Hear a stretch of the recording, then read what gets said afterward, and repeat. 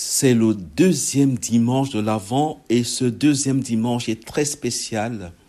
C'est le dimanche des vœux de Noël, les vœux les meilleurs.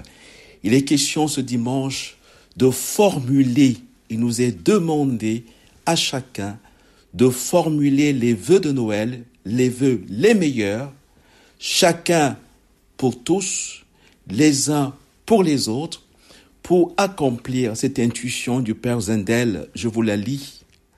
En entrant dans le secret de Noël, dans le secret de la rédemption qui nous est confié, nous donnerons donc à notre vie sa véritable dimension et nous pourrons ressentir au fond de nos cœurs cette certitude que si le Christ est rédempteur, nous le sommes avec lui. Magnifique, magnifique. C'est le propre de l'amitié. Les amis font œuvre commune et Jésus précise, si quelqu'un croit en moi, il fera les mêmes œuvres que moi, il en fera même de plus grandes, car je pars vers le Père. Le Christ nous associe à sa mission de rédempteur d'une manière très spéciale en ce dimanche, en ce deuxième dimanche de l'Avent. Et ces vœux de Noël sont contenus dans la première lecture de ce dimanche. Alors, je vous en fais la lecture. Jérusalem, quitte ta robe de tristesse et de misère. Voilà ce que chacun de nous devrait dire pour tous les hommes, ceux qui croient comme ceux qui ne croient pas, pour entrer pleinement dans le mystère de la rédemption qui nous est confié, pour que nos vies puissent avoir la plénitude, en plénitude, leur véritable dimension, une dimension universelle, une dimension catholique, une valeur rédemptrice. Dieu est fort. Et il est allé jusque-là. Et ne ratons pas cela parce qu'on peut célébrer Noël de deux manières, comme une vitrine, comme l'âne et le bœuf.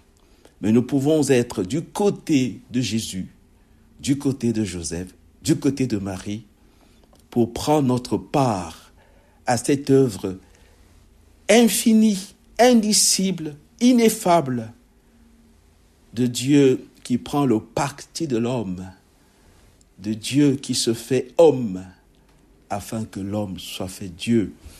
Et nous le proclamons dans le credo quand nous proclamons notre foi en la communion des saints. Et saint Paul l'explique.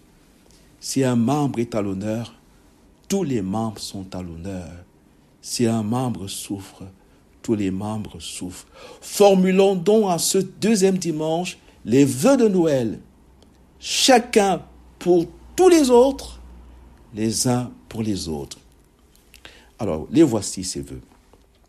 Jérusalem, quitte ta robe de tristesse et de misère. La robe de tristesse et de misère, n'oubliez pas, ça renvoie directement aux feuilles de figuier sous lesquelles se sont réfugiés Adam et Ève après le péché. Ils se sont revêtus de la robe de misère, de la robe de tristesse.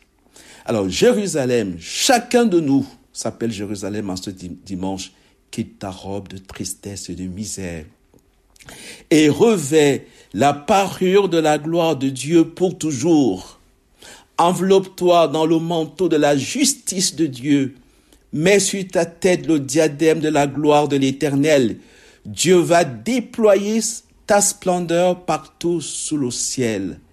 Car Dieu, pour toujours, te donnera ses noms, paix de la justice et gloire de la piété envers Dieu. La suite est encore plus magnifique. Debout, Jérusalem. Tiens-toi sur la hauteur et regarde vers l'Orient, vers celui qui vient. Viens Emmanuel, viens soleil levant. Tiens-toi sur la hauteur, ça renvoie à Nietzsche qui disait que la philosophie se pratique en haute montagne. C'est vrai de la philosophie, c'est encore plus vrai de la théologie.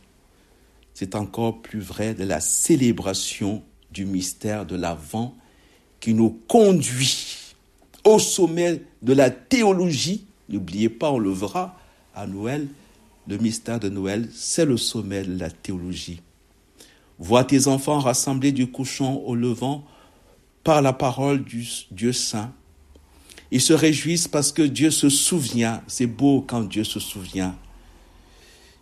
Tu les as vus partir à pied, amenés par les ennemis, et Dieu les ramène, portés en triomphe, comme sur un trône royal. Dieu a décidé que les hautes montagnes et les collines éternelles seraient abaissées et que les vallées seraient comblées. Dieu a décidé, Saint Paul appelle cela l'eudokia, le bon plaisir de Dieu. Ce que Dieu veut faire pour nous uniquement parce qu'il est Dieu, uniquement par amour. Thomas d'Aquin appelle cela l'argument de convenance. C'est la lumière du mystère de l'Immaculée Conception. Dieu est Dieu. La volonté de Dieu est Dieu. La vérité de Dieu est Dieu. Et Dieu agit pour nous parce qu'il est Dieu. Uniquement. La seule raison pour laquelle Dieu agit, c'est parce qu'il est Dieu. C'est ce que dit la fin de la première lecture. Dieu conduirait Israël dans la joie, à la lumière de sa gloire, avec sa miséricorde et sa justice. L'Immaculée Conception, Dieu qui agit pour nous parce qu'il est Dieu. Non plus en fonction de notre misère, c'est ça l'Immaculée Conception, mais en fonction de sa miséricorde, en fonction du grand amour. Dieu ne nous traite pas selon nos péchés, mais que descende sur nous ta miséricorde. Voilà, quand le Christ n'est pas là, le monde est un désastre, car l'astre c'est lui, désastre sans astre, car il est l'astre d'en haut qui vient nous visiter. Quand le Christ n'est pas là, c'est le désordre, car l'ordre, désordre sans ordre, l'ordre c'est lui, car au commencement était le Logos, Enake en o Logos, Enake était l'ordre. L'ordre c'est par rapport à ce qui est premier. Et il est le premier-né de toute créature. C'est magnifique. Et tout est récapitulé en lui. Quand le Christ n'est pas là, nous sommes désorientés, car c'est lui l'Orient. Il est le Verbe, il est la lumière. Vient, soleil levant qui éclaire tout homme. Quand le Christ n'est pas là, nous sommes désaxés, car il est l'axe du monde. Il est le chemin, la vérité et la vie. Nos frères Chartreux disent, à juste titre, l'axe du monde, c'est la croix. Stat crox, dum volvito, volvito. Le monde va vers sa course et la croix demeure. Jésus vient Emmanuel. Et dans l'évangile du jour qui est magnifique, il nous est dit ceci. L'an 15 du règne de l'empereur Tibère, il faut bien écouter cet évangile parce que il nous donne des précisions de temps et de lieu et de conditionnement de la vie humaine, le temps et le lieu. L'an 15 du règne de l'empereur Tibère. Ponce Pilate étant gouverneur de la Judée, Hérode étant alors au pouvoir en Galilée, son frère Philippe dans le pays d'Ithurée et de Traconitide, Lysanias en Abilène, les grands prêtres étant Anne et Caïphe, la parole de Dieu fut adressée dans le désert à Jean, le fils de Zacharie. Quelle merveille que nous dit cet évangile. Il nous place dans le temps. Il nous donne ces détails sur le temps et sur le lieu pour que chacun de nous puisse s'y retrouver. Jésus vient rencontrer chacun de nous, où qu'il soit, dans le lieu, et quel que soit le moment. Vous voyez, ça nous renvoie à la parabole des ouvriers de toutes les heures, y compris les ouvriers de la dernière heure. Et rien n'est très loin pour lui, personne n'est loin pour lui, et rien n'est trop tard pour lui. Alors il vient. Il faudrait donc, à la suite de cette description des circonstances, à travers ce rapport, on va dire circonstancié, que chacun écrive sa propre histoire. je suis à tel lieu, je suis né telle année, j'ai eu cela tel jour, en tel lieu, en telle année. Nous sommes tous concernés. Tous les événements de notre vie, quel que soit le lieu et le temps, deviennent des lieux théologiques. C'est très beau. Notre vie devient un lieu théologique. Les deux, Platon nous a donné la plus belle définition du temps. Le temps, dit-il, est l'image invisible de l'éternité et l'image visible de l'éternité invisible. Alors, la parole de Dieu nous est adressée, elle nous est adressée au désert. La parole de Dieu fut adressée dans le désert à Jean, fils de Zacharie. La parole de Dieu qui est adressée à Jean dans le désert, c'est l'accomplissement pour chacun de nous de la prophétie d'Osée. Car Osée dit, mon épouse infidèle, je vais la séduire. C'est chacun de nous quand le Christ n'est pas là. Quand le Christ n'est pas là, nous sommes désorientés, nous sommes désaxés, nous sommes désemparés. Notre vie devient un désastre car il n'y a que lui qui peut donner sens et sens plénier à notre vie. Et le sens plénier que Jésus vient donner à notre vie, c'est la parole qu'il est. C'est quand le Verbe s'incarne en nous. La parole de Dieu fut adressée à Jean. Alors, Jean parcourut toute la région du Jourdain en proclamant un baptême de conversion pour le pardon des péchés. Magnifique. Alors, arrêtons-nous sur ce mot conversion qui, dans cet évangile, signifie 4 choses. D'abord, commençons par le fait que toute parole de Dieu nous communique 3 choses, 3 grands mystères. Toute parole de Dieu nous communique l'intelligence, dit le psaume, déchiffrer ta parole illumine. Je surpasse en intelligence des anciens car je fais mienne pour toujours ta parole. C'est la prière de Salomon. J'ai prié et l'intelligence m'a été donnée. La parole de Dieu nous donne l'intelligence. La parole de Dieu nous communique la foi, nous dit Saint Paul, fides ex audito, la foi naît de ce que nous avons entendu et de la bonne nouvelle.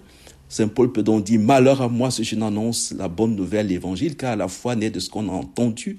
La parole de Dieu nous communique donc la foi et surtout la parole de Dieu nous communique l'esprit. Les paroles que je vous ai dites sont esprit et sont vie. Et les Actes des Apôtres précisent que pendant que Pierre parlait, l'Esprit Saint, c'est au chapitre 10e, verset 44 je pense, l'Esprit Saint tomba sur ceux qui écoutaient. La parole de Dieu nous communique donc l'intelligence, la foi et le Saint-Esprit. Mais la conversion qu'elle suscite en nous, la parole de Dieu fut adressée à Jean dans le désert. Mon épouse infidèle, je vais la séduire, la conduire au désert et là, je parlerai à son cœur. Et qu'est-ce qui se passe? La parole de Dieu suscite en nous 4 niveaux de conversion. Première conversion, elle nous humanise. Pourquoi? Parce qu'elle nous fait passer du mal au bien. Cessez de faire le mal, faites le bien, dit le psaume. Et deuxièmement, elle nous humanise surtout quand elle nous fait découvrir quand notre intelligence est capable de remonter jusqu'à la contemplation de l'être premier que les traditions religieuses appellent le Dieu créateur. Quand l'intelligence découvre que l'homme n'est pas premier, que l'être premier, c'est celui que les traditions religieuses appellent le Dieu créateur, et elle le contemple. La philia et la sophia font partie quand nous devenons humains, nous devenons philosophes. Premièrement, nous cessons de faire le mal pour faire le bien. Deuxièmement, nous découvrons que nous ne sommes pas premiers. Nous nous tournons vers l'être premier pour le contempler ses manières d'agir et pour vivre selon la sagesse qui vient de cette contemplation. Troisièmement, la parole de Dieu suscite en nous la foi. La foi, c'est quand nous adhérons au projet de Dieu sur nous. Et le projet de Dieu sur nous, sa parole, c'est que le Verbe s'est fait chair afin que la chair soit faite verbe. Dieu s'est fait homme afin que l'homme soit fait Dieu. La parole de Dieu qui nous humanise, c'est le livre de la sagesse, c'est le début de la lettre aux Romains.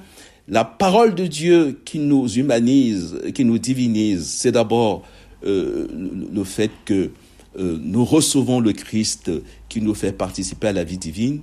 Mais le sommet de ce que la parole de Dieu accomplit en nous, c'est ce que nous vivons, que nous nous préparons à célébrer avec Marie. Et le Verbe en elle s'est fait chair.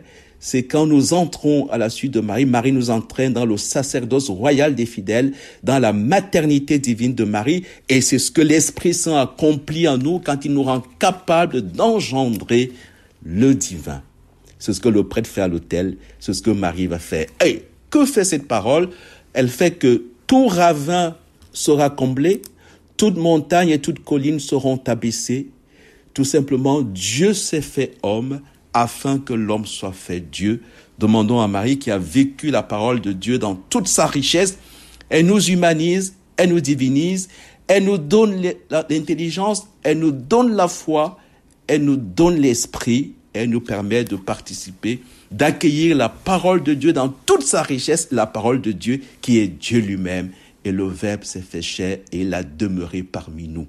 Dieu s'est fait homme afin que l'homme soit fait Dieu et que l'homme soit capable, c'est ça qui est extraordinaire ici. Marie salue Élisabeth, elle fut comblée de l'Esprit Saint, que nous soyons capables, en accueillant le Verbe de Dieu, de spirer le Saint-Esprit comme Marie à la visitation. Marie de l'Annonciation accueille le Verbe, Marie de la visitation spire le Saint-Esprit. Magnifique.